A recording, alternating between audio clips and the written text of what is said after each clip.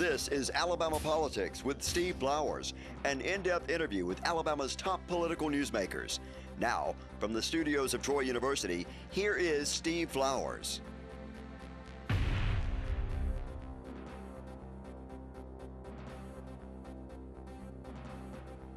I'm Steve Flowers, and welcome to Alabama Politics.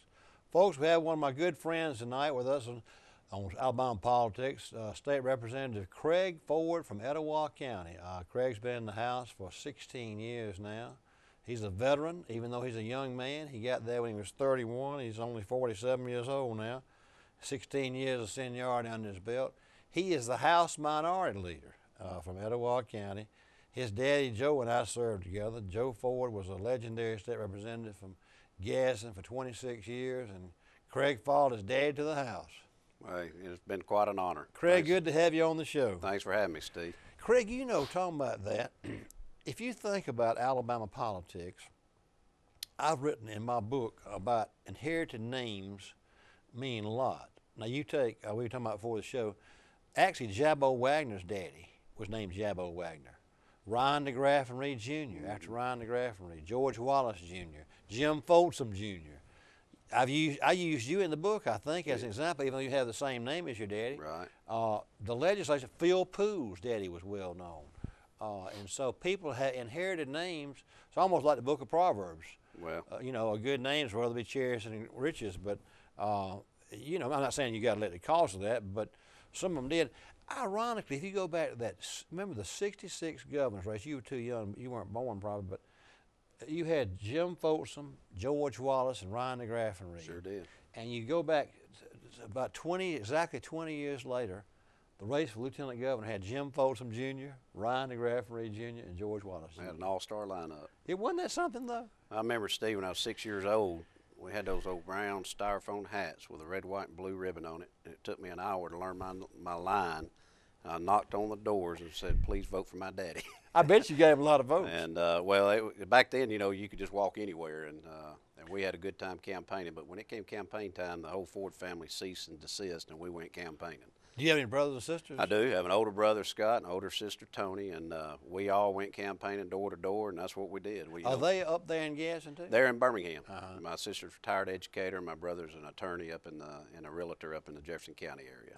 Both of them in Birmingham. Both in Birmingham. You know, people don't realize how close Gadsden and Birmingham are. It's only about 50 miles. I mean, a lot of folks probably go to Gadsden for dinner in Birmingham. Oh, exactly. We go there a lot.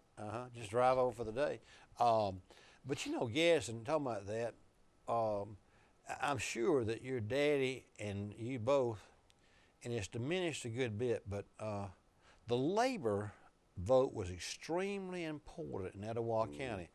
In that area and up in the Tri-Cities and all over the state. That's right. Actually, Craig, you know this, being an Alabama political person, but Alabama, before you were born, in the 1960s, from the 50s through the 70s, was the most unionized state in the South, period. I mean, not just percentage-wise. Right. Percentage-wise, it was off the chart. But you take every city in Alabama, starting with the Tennessee Valley, all the TVA workers unionized. The Reynolds aluminum plant in the Tri-Cities, unionized. Right. Goodrich, Goodyear in Gadsden, unionized. Tuscaloosa was one of the most unionized cities in the state. The paper mills and everything there were all unionized.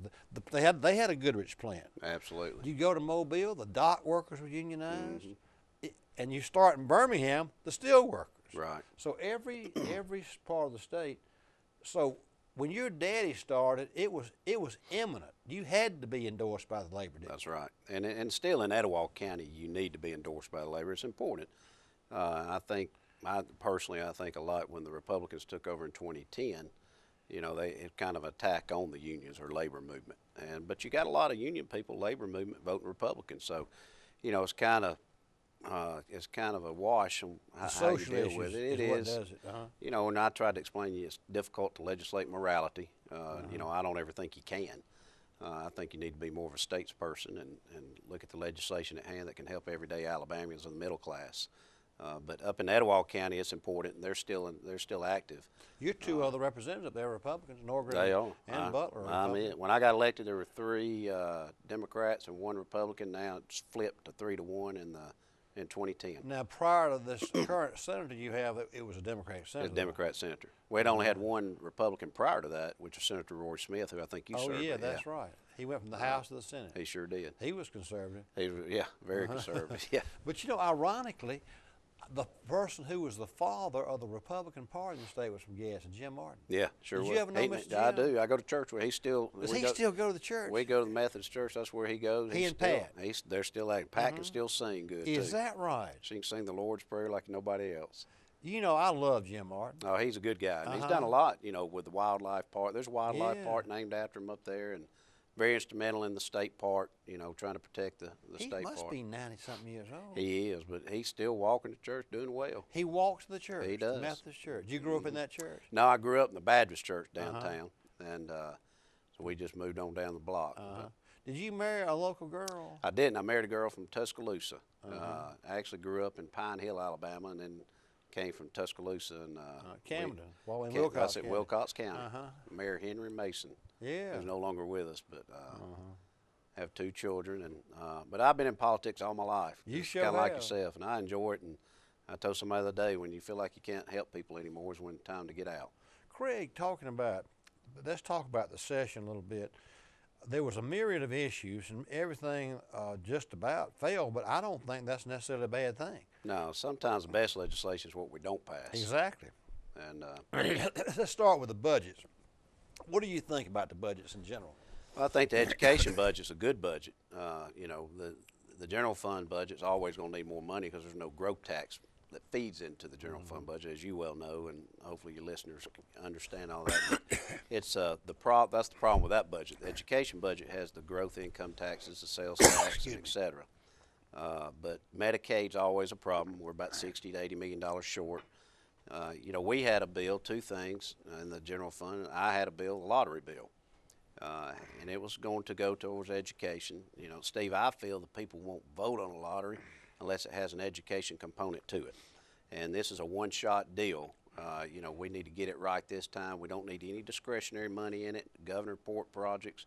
We need to let the people know where the money's going exactly, or they won't vote on it. But we need to put half of the money in the general fund and half of it in the education trust fund. That's a good compromise. It's about the only way it'll work. And if we don't do it, I don't think we'll ever get to vote on it again. And I'm pro casinos. I think we need to somehow or another put casinos in there. I had somebody the other day stop me, and they said, you know, Craig, I don't like gambling. We don't have gambling in Alabama. You know, we got gambling in Alabama. No we question. had Atmore and Wetumpka. I think they ought to have their fair shot. They ought to enter into a compact with the governor and let's tax them. They want to be taxed. So instead of raising taxes on everyday Alabamians, let's legalize gaming because we already have it and tax it. You've introduced a lottery bill for 6 years. 6 years, and all kinds of lottery bills. And lottery it'll generate $300 million. That's what I thought, $200 to $300 million. Yeah. And, you know what? That just makes sense. That's the amount of money short, and you could give, if you raise $300 million, give $150 to the general fund. I'd almost earmark it to Medicaid. Well, that's what we talked about doing, and you know, and I just said, I realize we're in a super minority, so I said, look, I'll give you the vehicle. Y'all work with me, and we'll compromise. And you know, the best piece of legislation is one you got to compromise on. And there's no compromise with this group. There's no compromise. It's just you know, that's the difference, Craig. I've written about this. The thing that I would miss now if I was still in the legislature is the friendships you make. That's right, the camaraderie. I love to visit. Even if I was against somebody on a bill, we'd make up and have dinner together. Absolutely. My best friends, the guys I serve with, right in my little area. Of course, I love Joe, but he sat over with Etowah County in that area. But around me was Seth Hammett, Jack Venable, Pete Turnham, and Jimmy Holly. That's some good people. We had similar districts. And we voted pretty much alike, but they right now some of my best friends. Mr. Pete's 90-something years old. Yeah. Still living over in Auburn, and Holly's in the Senate now, and Seth was Speaker, you know, and Seth was very meticulous even then. Oh, He would have his little chart there and everything. we called it the flow chart. Yeah, I mean, he and Jack Venable were big buddies. And Jack was chairman of rules and never would accept any campaign donations. Isn't that amazing? And, in that day and time, we all sat together, and you'd make best buddies out of that. Now, I notice when I walk down the halls when I visit over there, the Republicans and Democrats walk and don't speak to each other just because they got a DR by the name. That's right. See, I think you work across lines. We do. So you and Marcel and Richard Lindsay. yeah, that's a good group. Richard, those two are my best friends. Yeah. Yeah. Marcel they're and Richard, they're two of fantastic. my best friends. Well, we made a point this time, Steve, to get our little seating section.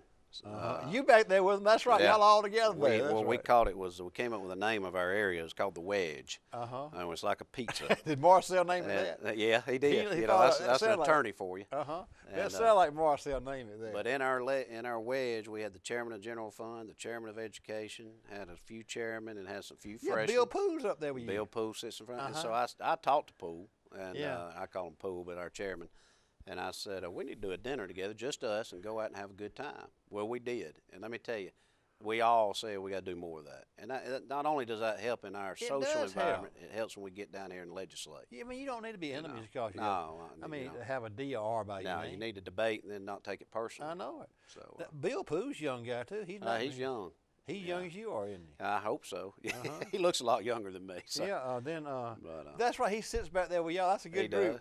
Marcel and you and Richard Lindsay's back there. Danny Garrett, Steve Klaus. Yeah, I like them. Oh, we got a good group. You know, Klaus and I go back so far. He's 4 or 5 years younger than me, but our mamas were best friends. Really? Isn't that small? Alabama's a small front porch. His mama was from Troy, and my mama and Miss Ruth were best friends. And I started playing with Steve when he was a little bit boy. Really? And we both went to Alabama together. We were in the same fraternity, and we had joining districts. And to the day, they still get us confused. Steve Klaus and Steve Flowers. Steve's got a tough job, like Good general Lord. fund chairman. So, I felt sorry you know, for him. Chairman Poole's got the better job. Oh yeah. But you know, we did the 4% pay raise this year, and Chairman Poole worked with us on that, and we were shooting for 5%. The Democrats were, and we had to compromise on 4%. But we wish we could have got. We tried to put something in there for the retirees, and that didn't work out. They You know, stripped Craig, that. a lot of retired teachers complain about that. They should. I bet you hear about that, don't you? Oh, absolutely. They I should taught complain. I taught retired teachers. I still have retired teachers in my district that don't keep up with politics and think I'm still the representative. Yeah, And they'll call me up and say, Steve, we ain't had a pay raise, retirees ain't had a pay raise in 10 or 15 years. they haven't. And you know, their cost of services continue to increase. Uh-huh. And then we don't provide for them to get a COLA raise at a minimum. So this did to give them a raise then. No, not retirees, Mm-hmm. but it did to active employees at 4%. And then they came back, the PHIP board met and came back and backdoored them and raised their premiums on their benefits. So basically, they did a wash on their 4% pay raise. I know. That's just wrong, you know. And Teachers ain't had a pay raise in 5 or 6 years. they haven't. And what you know, about poor state employees? they hadn't had anything. Nothing. know, They've so- had their salary cut. And neither have their retirees either. So, you know, it's Uh-huh. just, they came out when the Republicans took over and said they were going to take 2.5% from the benefits and make them participate more at 2.5%. And then they came out in 2012 and gave educators, just K through 12, not post-secondary, a 2% raise. And that's nothing more than a pay reinstatement. You know? That's so all they're it still is. a 0.5% low. So it's been difficult, especially I know like you and me and our families, we support public education. And, you know, if you want to grow jobs in this state, you better support K through 12 and public education. Craig, I have argued this till I'm blue in the face about back to the lottery. I don't want to beat a dead horse, but you know, I believe that it's almost like I think the average Alabamian thinks it's ludicrous that legislators won't vote to let their people vote on a lottery. Yeah. That's all you're doing is Well- letting them vote on it, and the cars are backed up on these Powerball things from to Atmore and Andalusia, the biggest places are selling the things. You can buy lottery tickets online. Steve, Police two of the top 5 stores in Georgia are on the Alabama line. Yeah. The top store in Tennessee is on the Tennessee-Alabama line. Mississippi has casino, Florida has lotteries, Georgia, Tennessee has lotteries.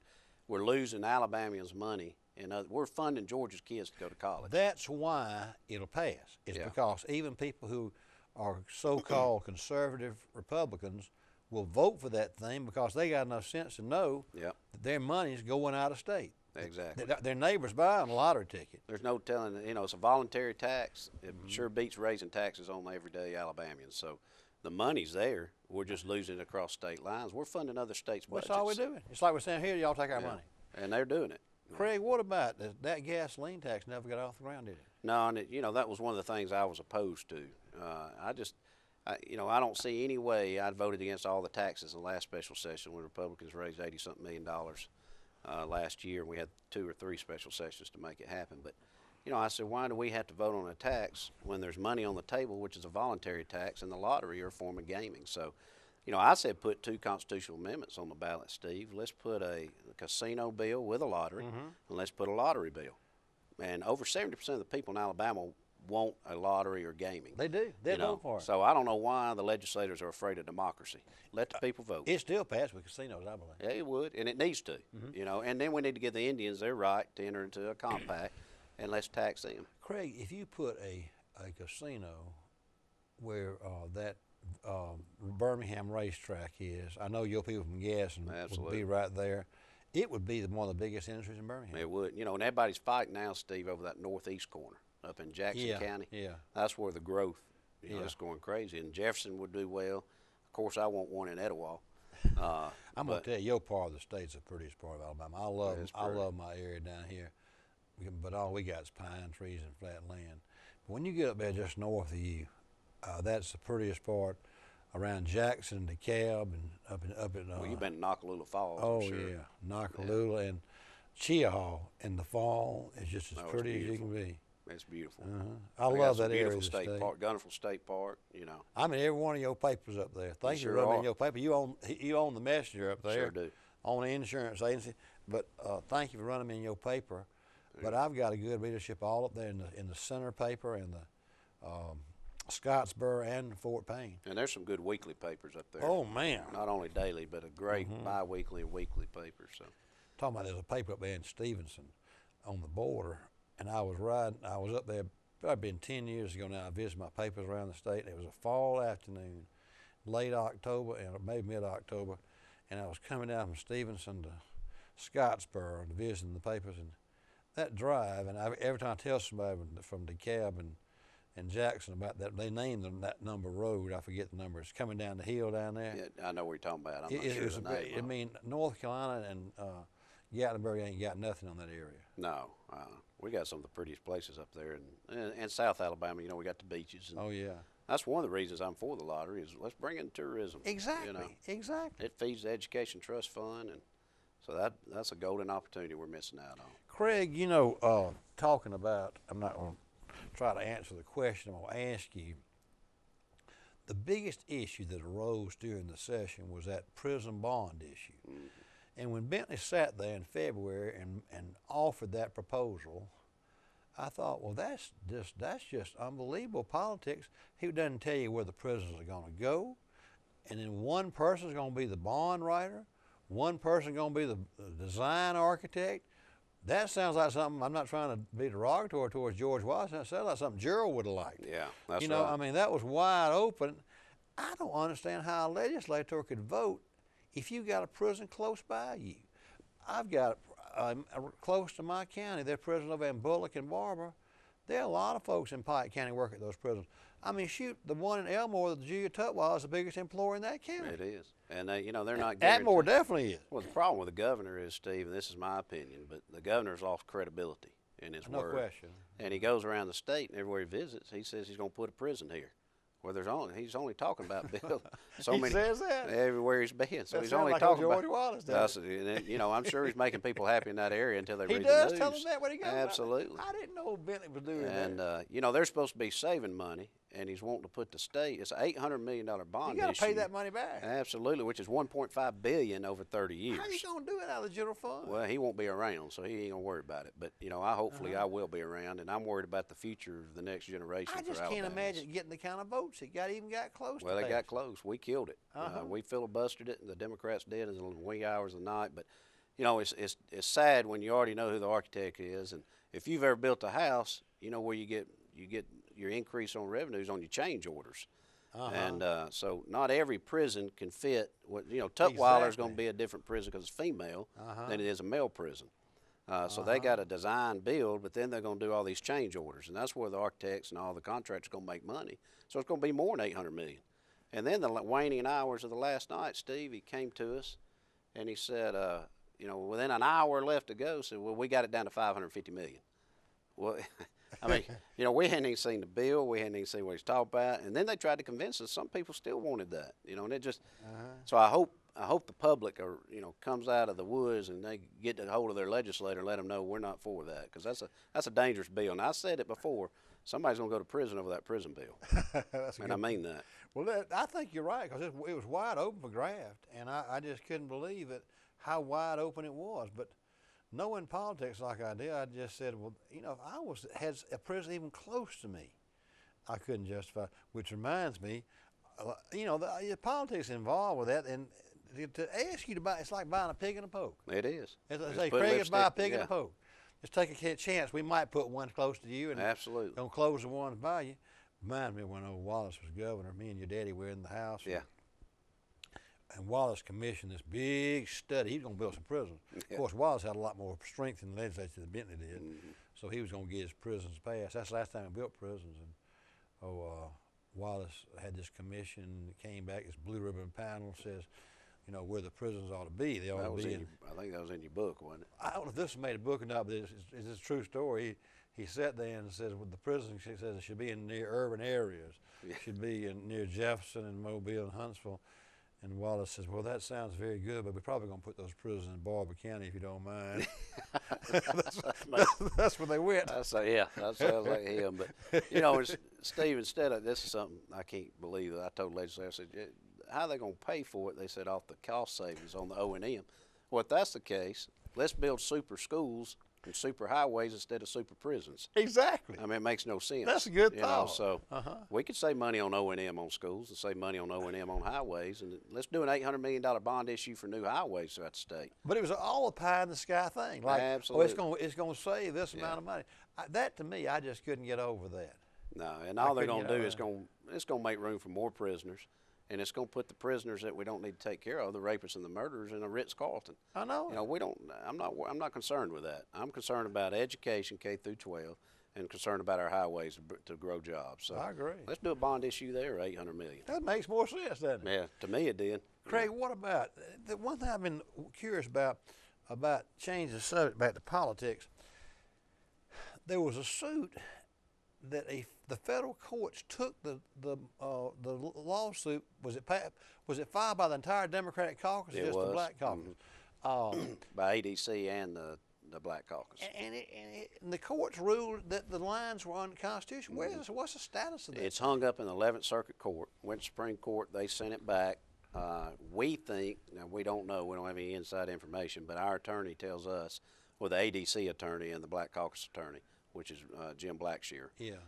He says after the presidential election takes place, we feel that new districts will come out.